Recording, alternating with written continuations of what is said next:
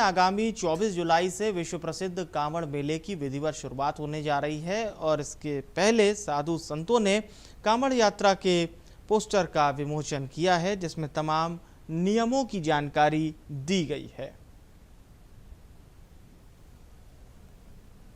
इसमें जो राष्ट्रीय ध्वज लेके हम चलते हैं, हमने वो भी निवेदन किया है कि हमारी कांवड़ों में किसी मेले में राष्ट्रीय ध्वज नहीं होना चाहिए, क्योंकि राष्ट्रीय ध्वज की हमारी एक गरिमा है, वो राष्ट्र है, राष्ट्र का प्रतीक है।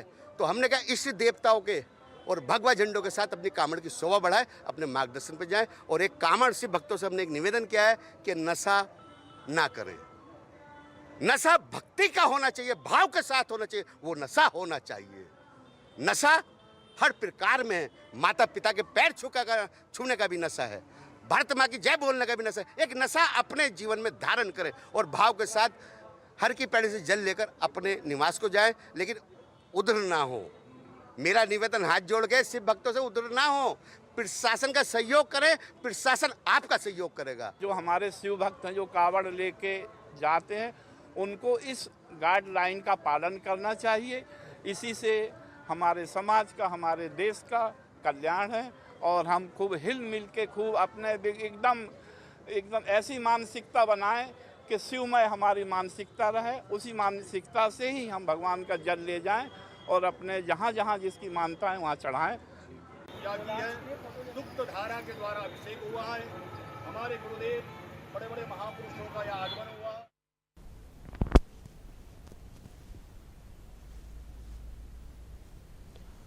तो ये कांवड़ नियमों का पोस्टर लॉन्च हुआ है, जिसमें तमाम नियम लिखे हुए हैं। कोई 24 जुलाई से कांवड़ मेले की शुरुआत होने जा रही है और संत समाज भी इसको लेकर बेहद उत्साहित है।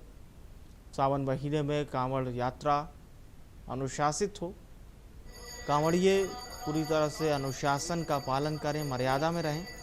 इसके लिए ये पोस्टर है जिसमें कांवड़ के नियम हैं।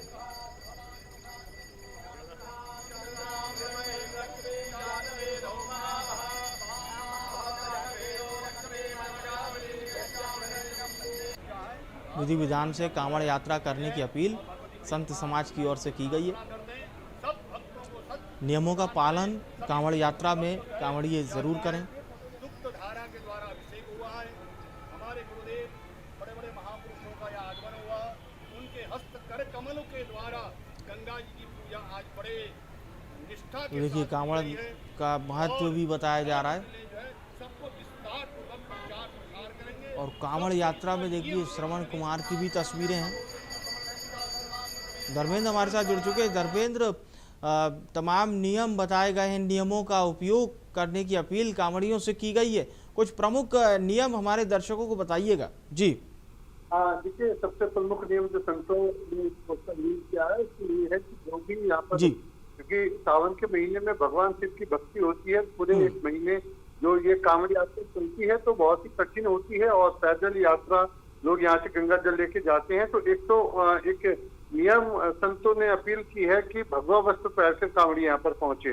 हालांकि अधिकतर लोग भगवा वस्त्र ही पहन के आते हैं, लेकिन फिर भी अपील की है कि सभी लोग भगवा वस्त्र पहनकर यहाँ पर आए। दूसरा, क्योंकि हमारे शास्त्रों में मनोरंजनीय यात्रा के लिए जो वाद्य यंत्र है उन्हें बजाने का तो प्रावधान है, लेकिन जो फिल्मी गाने हैं उन पे नाचने कूदने का प्रावधान नहीं है।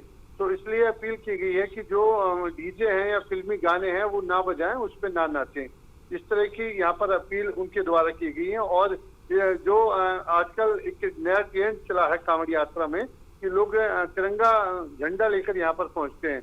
तो अपनी गाड़ियों पर तिरंगा लगा होता है, मोटरसाइकिल पर तिरंगा होता है। तो कई बार जब भाग दौड़ या जहाँ कांवड़ भाग के जब लास्ट में चलती है तो वो तिरंगा सड़कों पे गिरा हुआ दिखाई देता है और उस पर लोग भागते हुए दिखाई देते हैं, जिससे तिरंगे का अपमान होता है।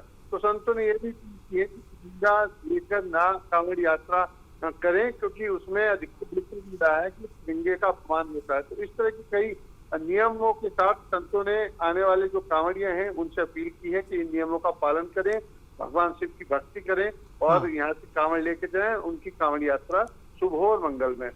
चलिए, बहुत बहुत शुक्रिया धर्मेंद्र, तमाम जानकारी दर्शकों तक पहुंचाने के लिए आपका।